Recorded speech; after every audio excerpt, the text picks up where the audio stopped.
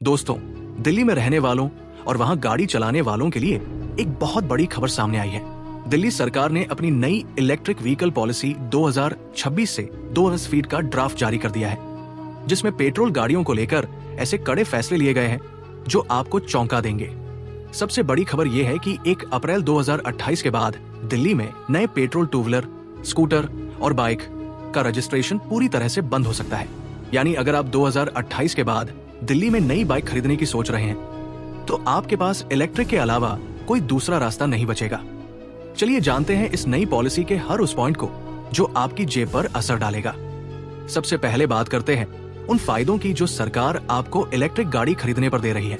अगर आप electric two wheeler खरीदते हैं तो आपको बैटरी साइज के हिसाब से 30,000 रुपए तक की सीधी सब्सिडी मिल सकती है। इतना ही नहीं, अगर आप अपनी पुरानी पेट्रोल बाइक को स्क्रैप यानी कबाड़ में देकर नई ईवी खरीदते हैं तो 10,000 रुपए का एक्स्ट्रा स्क्रैपिंग इंसेंटिव भी मिलेगा।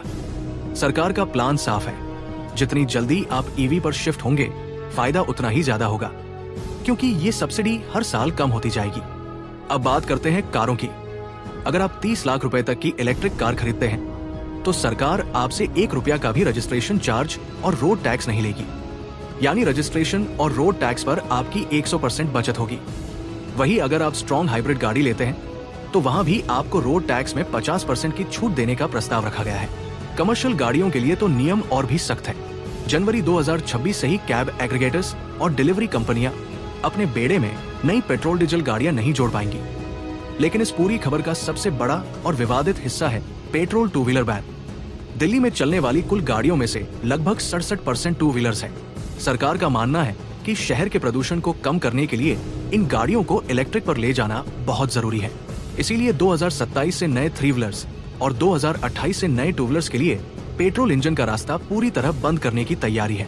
स्कूल बसों के लिए भी लक्ष्य रखा गया है कि 2030 तक कम से कम 30% बसें इलेक्ट्रिक होनी चाहिए। तो दोस्तों, क्या आपको लगता है कि दिल्ली सरकार का ये फैसला सही है?